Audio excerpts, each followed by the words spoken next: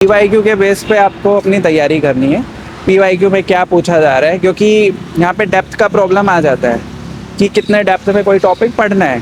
तो अगर कोई क्वेश्चन मतलब किसी भी टॉपिक से जो क्वेश्चन आए हैं पिछले 10-15 साल, एटलीस्ट 10 साल तो देखना ही है, तो वहाँ पे कितने डेप्थ में पूछा है, तो उसके बेसिस पे आप अपनी डेप्थ को प्रिपेयर कर सकते हो। क्योंकि क्या होता है कि आप बहुत ज़्यादा मगअप कर लेते हो मैगज़ीन इतना सब, बट उसमें इशू यही आ जाता है कि आपका क्वेश्चन बनता नहीं है। तो आपको कम पढ़ना है, बट वही पढ़ना है जो पीवाईक्यू में था, उसका थोड़ा सा एक्सटेंशन पढ़ना है। ओके। एंड सर एक और चीज़ ये रहती है कि जो स्टूडेंट्स होते हैं वो कंफ्यूज करते हैं कि भैया मैं प्रीलिम्स में जो है स्टैटिक पर ज़्यादा फोकस करूं या फिर करंट अफेयर पर ज़्यादा फोकस करूं, तो किस चीज़ पर ज़्यादा फोकस करना चाहिए, बराबर वेटेज देना चाहिए दोनों चीज़ों को? आपको तैयारी जब शुरू करते हो तो आपको 6 महीने देने हैं, 1 साल देना है, तो आपको पूरा स्टैटिक पूरा पता होना चाहिए। क्योंकि शुरू में करंट अफेयर आपको बिल्कुल भी कुछ समझ नहीं आएगा। तो स्टैटिक तो आप कुछ लोगों का कोई एरिया स्ट्रॉन्ग होता है, जैसे मेरा हिस्ट्री स्ट्रॉन्ग है या साइंस स्ट्रॉन्ग है, तो मेरे वहाँ पे गलत नहीं होंगे, मुझे श्योर है। आई होप आप सभी लोगों की प्रिपरेशन काफ़ी अच्छी चल रही होगी। फ्रेंड्स, आप ये प्यारा सा पैकेजिंग के साथ एक पार्सल देख रहे होंगे जो कि मुझे स्टूडेंट बुक शॉप से आया है, और आप भी ऐसा पार्सल अपने घर बैठे बुक्स हो चाहे टेस्ट सीरीज में मंगा सकते हैं। इस पार्सल में आपको यूपीएससी के टेस्ट सीरीज मिलने वाले हैं, तो आप ये घर बैठे मंगवा सकते हैं स्टूडेंट बुक शॉप से। आपको ये वीडियो के डिस्क्रिप्शन में नंबर दिख रहा होगा, इस पे कॉल करें, क्वेरीज करें। चलिए मैं आपको 1 बाय 1 करके सब दिखा देता हूँ टेस्ट। तो ये विजन आईएएस के टेस्ट है, ये आप देख पा रहे होंगे विजन आईएएस। ये हिंदी में है, ये इंग्लिश में, और मैं अंदर आपको दिखाऊं किस तरीके से होते हैं। ये देखिए, आपको सिलेबस इसमें दिया गया है कि ये सिलेबस रहेगा, सोर्स कहाँ से इसके टेस्ट का मटेरियल बनाया गया है। तो इस प्रकार से आप टेस्ट देख पा रहे होंगे, और साथ ही आपको सारे क्वेश्चंस का डिटेल सॉल्यूशन आपको कुछ इस प्रकार से मिल जाएगा। ये देखिए फिजिक्स वाला, यानी कि ओनली आईएएस के देख सकते हैं, ये भी बहुत पॉपुलर है स्टूडेंट्स के बीच में, और स्टूडेंट्स बहुत ज़्यादा रेफर करते हैं अपनी तैयारी के लिए इनको। हिंदी मीडियम स्टूडेंट्स के लिए ये टेस्ट हैं, आप ये देख पा रहे होंगे। ये दृष्टि आईएएस के हैं, इसके टोटल अभी मैं टेस्ट आपको बताऊं तो टोटल 6 टेस्ट आ चुके हैं। ओके, ये अभी टेस्ट हैं बाजीराम के। सो आप ये देख पा रहे होंगे, ये बाजीराम के टेस्ट हैं, कुछ इस प्रकार से इसका टेस्ट दे रखा है। सो ये फोरम आईएएस के आप देख रहे होंगे, ये इंग्लिश मीडियम के टेस्ट हैं, ये हिंदी मीडियम के। सो आप ये आप घर बैठे मंगवा सकते हैं। फोरम आईएएस काफी पॉपुलर है स्पेशली टेस्ट सीरीज के लिए, और ये आप स्टूडेंट बुक शॉप से मंगवा सकते हैं। प्रीलिम्स टेस्ट हो, मेंस टेस्ट हो, यूपीएससी स्टडी मटेरियल हो, मंथली मैगजीन हो, ओल्ड एनसीईआरटीज हो, मैंने मेजर जो काफ़ी पॉपुलर इंस्टीट्यूट्स हैं उन्हीं के दिखाए हैं। इसके अलावा भी आपको इस बुक शॉप से सारी कोचिंग के टेस्ट सीरीज मिल जाएंगे। आप जो भी टेस्ट सीरीज मंगाना चाहते हैं, फिर जो भी स्टडी मटेरियल है, बुक्स मंगाना चाहते हैं, इनको कॉल करिए, डिटेल में अपनी व्हाट्सएप पे इंक्वायरी करिए।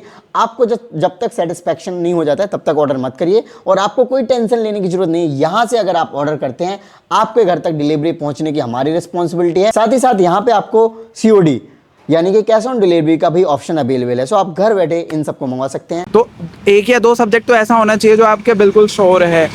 तो स्टैटिक पे सबसे ज़्यादा कमांड होना चाहिए, फिर करंट अफेयर तो आपको करना इजी होगा उसके बेसिस पे।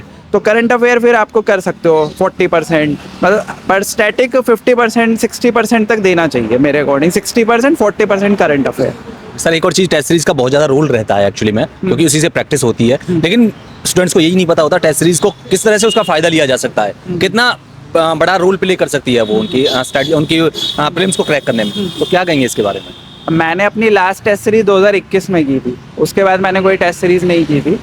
तो इसका ये मतलब नहीं है कि टेस्ट सीरीज़ नहीं करनी है। टेस्ट सीरीज़ का रोल इतना होना चाहिए कि जो PYQ आए हैं उसके बेसिस पे वो कौन सा क्वेश्चन बना रहे हैं, किस लेवल का बना रहे हैं। पर अगर वहाँ पे आप मार्क्स देखोगे कि मार्क्स नहीं आ रहे हैं, तो मार्क्स का रोल नहीं है। जस्ट गेन करो 10, 20, 30 जितना आप कंफर्टेबल हो। 6 महीने के अंदर, 1 साल के अंदर टेस्ट दे सकते हो, वो टेस्ट दो। बिकॉज उससे क्या होगा कि आपके करंट अफेयर वाला पार्ट और स्टैटिक वाला पार्ट आपको समझ आएगा कि क्या पूछा जा रहा है, बट उसके मार्क्स को नहीं लेना है। मार्क्स आपके 140 भी आ जाते हैं, मेरे 140 आए थे एक बार मॉक में, उस बार मेरा हुआ नहीं, और जब मेरे 50 आए थे मॉक में तो मेरा हो गया प्रीलिम्स। तो नॉलेज को लेना है, क्योंकि पेपर कहीं से भी बन सकता है, पर यूपीएससी का हमेशा स्टैंडर्ड पेपर होता है, स्टैंडर्ड हर सब्जेक्ट से इक्वल क्वेश्चन रहते हैं। तो मॉक को बस नॉलेज बढ़ाने के लिए लेना है, और कोई रोल नहीं है मॉक का। क्या एनसीईआरटी आज भी रिलीवेंट है या उनको स्किप कर देना चाहिए, क्योंकि बहुत सारे कैंडिडेट बोलते हैं कि हमने एनसीईआरटीज पढ़ी नहीं है, तो क्या एनसीईआरटीज को छोड़ देना चाहिए आज के टाइम में, या फिर अभी भी रिलीवेंट है? सब्जेक्ट बेस पे, अगर आपका कोई सब्जेक्ट, जैसे आर्ट्स वाले बच्चे हैं तो उनका साइंस वीक होता है, तो वो पढ़ सकते हैं उसको। साइंस वालों को पढ़ने का ज़रूरत नहीं है क्योंकि वो ऑलरेडी पढ़ चुके हैं। जो टॉपिक आपका वीक है वहाँ पे आप NCERT जा सकते हो, बट कुछ 11-12 की NCERT है, they are must, like geography का NCERT इज़ मस्ट। बाकी आप पॉलिटी आप स्किप कर दोगे तो भी चलेगा क्योंकि लक्ष्मीकांत से चीज़ें हो जाती हैं, मतलब आपका बेस बन जाता है। पॉलिटी लोगों को जल्दी समझ आ जाती है, ज्योग्राफी नहीं आती है। इकॉनमी में आप अगर 12th क्लास की बुक पढ़ोगे इकोनॉमिक्स की तो वो आपके सर के ऊपर से जा सकती है। तो इकॉनमी में अच्छे टीचर्स हैं वो पढ़ सकते हो, पर NCERT मुझे लगता है जो वीक है। और ज्योग्राफी एक ऐसा ऑप्शन है, ज्योग्राफी, बायोलॉजी और एनवायरनमेंट, इसके लिए NCERT पढ़नी चाहिए। बाकी आप नहीं भी पढ़ोगे तो चलेगा। सर मैं आपका ज़्यादा टाइम नहीं लूँगा, बस लास्ट में मैं आपकी आंसर राइटिंग की अप्रोच और जानना चाहूँगा कि इसकी स्ट्रैटेजी किस तरह होनी चाहिए और आप क्या अप्रोच फॉलो करते हैं ताकि ज़्यादा नंबर गेन किए जा सके मेंस में। देखो यार, मेरे को तो समझ के ऐसा आया है कि फेल होता गया 3 बार, नहीं हुआ, फिर इस बार शायद आया समझ कि ये करना है। जी। बट वो एक ऐसी प्रैक्टिस है, उसको आप जितना करोगे, सब बताते हैं, कुछ लोगों के आ जाते हैं बिना प्रैक्टिस के मार्क्स, बट मेजोरिटी का तो यही है कि जितना प्रैक्टिस करोगे आपको खुद समझ आ जाएगा कि 1 साल पहले जो आंसर लिखा था और 1 साल के बाद जो आंसर लिखा है उसमें क्या डिफरेंस है और क्या डालना है, कमेटी डालनी है, रिपोर्ट डालनी है, कॉन्स्टिट्यूशनल एंगल डालना है, वो खुद समझ आ जाता है। पर पेन उठा लो और लिखना शुरू लिख दो बस। लेकिन आपको क्या लगता है क्या कहाँ गलतियाँ रही पिछले अटेम्प्ट्स में आपके में? मेंस क्लियर नहीं हो पाया, आपकी बार पहली बार इंटरव्यू दे रहे हैं आप, जैसा आपने बताया, तो क्या कुछ गलतियाँ रही थी और जिसकी वजह से इस बार आप मेंस क्रैक कर पाए?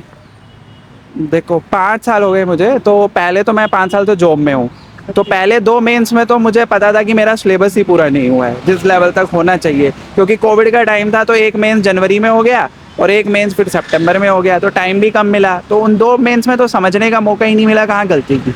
पर 23 वाले मेंस ने मुझे बताया कि कहाँ करना है, तो मेरा GS बहुत स्ट्रॉन्ग हो गया उसकी वजह से। पर ऑप्शनल, उस टाइम ऑप्शनल में मार्क्स नहीं आए, तो दोनों को बैलेंस करके चलना है, क्योंकि कभी GS में बहुत अच्छे ले आओगे पर ऑप्शनल में नहीं आएंगे मार्क्स तो भी नहीं होगा।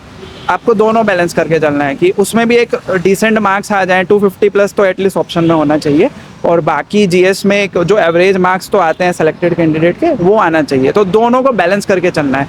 कभी GS को ज़्यादा टाइम दे देते हैं, कभी बॉटनी को, सॉरी ऑप्शनल को ज़्यादा टाइम दे देते हैं, बट इक्वल टाइम देना है। You have to manage. और ऑप्शनल अगर प्रीलिम्स से पहले हो जाए तैयार तो उससे अच्छा कुछ भी नहीं है, क्योंकि लोग प्रीलिम्स में फंस जाते हैं, उनको लगता है पहले प्रीलिम्स कर ले। जी, जी। बट मेंस एक ऐसी अपॉर्चुनिटी है, शायद मेरे साथ गॉड का ब्लेसिंग है कि मुझे 4 बार मौका मिल गया, बट मेंस एक ऐसी चीज़ है वो लिखने को नहीं मिलती है। प्रीलिम्स में आज भी सबसे टफेस्ट एग्जाम मानूंगा 5 बार निकालने के बाद भी, क्योंकि उसको निकालना, तो मेंस हमेशा रेडी होना चाहिए। जब भी मौका मिले बस वो लास्ट अटेम्प्ट होना चाहिए। नहीं होता है बट ऐसा अप्रोच करना चाहिए। जी, तो आप ये कह रहे हैं कि प्रीलिम्स और मेंस को साथ में लेकर चलना चाहिए। हाँ। ओके सर, लास्ट में क्या मैसेज रहेगा आपका फ्यूचर कैंडिडेट्स के लिए?